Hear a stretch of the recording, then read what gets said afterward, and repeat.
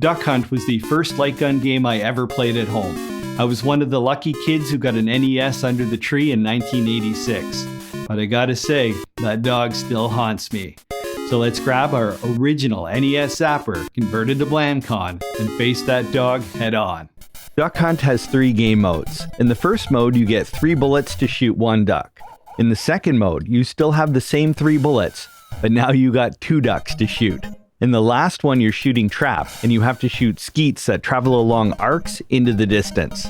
The first mode starts off easy, but the difficulty ramps up fast. If you miss all 3 shots, your trusty hunting dog just laughs in your face. I would give anything for a mod that gives you 1 more bullet to wipe away that smirk. Don't take too long to shoot though. If you wait, the duck will fly away and it's an automatic miss. This time period gets smaller and smaller as the game goes on. There are 3 kinds of ducks. Black tend to fly mostly straight and are the easiest to shoot. Blue ducks are faster and change direction more. Red are the hardest. They change direction so fast it's like they have the jitters. Direction changes in all ducks are at whiplash speeds, so leading ducks, especially at later levels, That was so fast. completely useless. This game is about snap shooting. As soon as you have a duck in your sights, take the shot. Every time you hit, a duck on the bottom bar turns red. Miss and it stays white. No redos. There are 10 ducks per round, and there's a blue bar below that shows you how many ducks you need to hit to pass the round.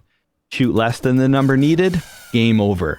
There's no lives or continues here. You start right back at the beginning, old school style. As the level progresses, the ducks speed up, the time you have to shoot goes down, and the number of ducks you need to hit increases. And therefore the margin of error keeps shrinking. I find after about round 7, I basically stop blinking. There is a 2-player mode, as it were. Using a controller, the second player can control the duck on the screen. At my house, this quickly resulted in the console being taken away, as it basically turns the second player into a duck. After a few black eyes, my brother and I quickly learned that 1 player was the way to go. Game B is a lot harder. You can't miss more than once. The ducks are just as wily as before, but now there's 2 of them, and the time limits are the same. It's a bit masochistic, but it's a test of skill like no other. Getting past the first few levels is easy, but once level 3 hits, good luck. In contrast to the chaos of Game B, the clay shooting game is pretty zen. Even the sound effects are more relaxing. It's not easy though. The hitboxes when those skeets get far away are tiny, so you're best shooting them quick and close if you can.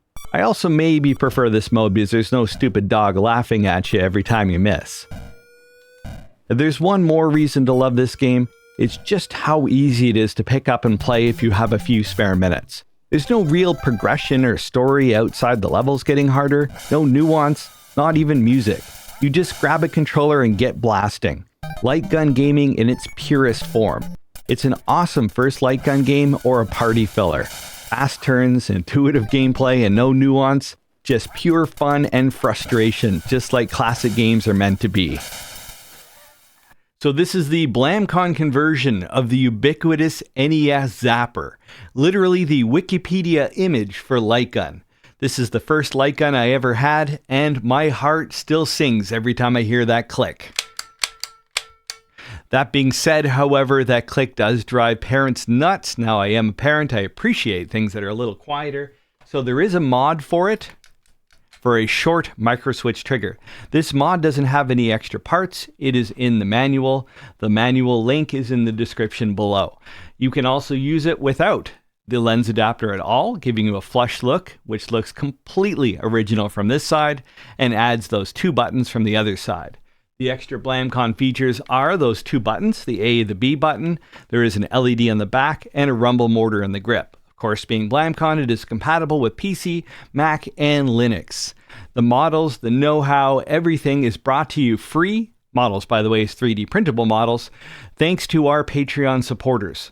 We do sell these in kit form. We have a limited number of completed ones, including this one and the other 2, but we bring you everything, how to do this yourself from home, including how and where to source the parts, thanks to our Patreon supporters. And I'd love to give a huge shout out to our phone ringing And I'd like to give a huge shout out to our Patreon supporters at the VIP level: Matthew Klabish, Ron Steffenpool, Stevie, Philip Daniel, and Martin Kilroy of the Light Gun Lunatics group on Facebook, Andrew Gergen, Big Homie, Chef J, Thomas Cooper, James Hargis, Joven Fiddler, Paul Pardee, Racing Fuel, Varen, Daniel Whitehead, Ephraim Henry, Keith West, Ian Kowalski, Lee Fallon, Sue Wanze of Retro City, Bryce, Tija 1999, Lawrence Crawford, and Lukey 3D. And thank you so much to the Patreons in the crawl that follows.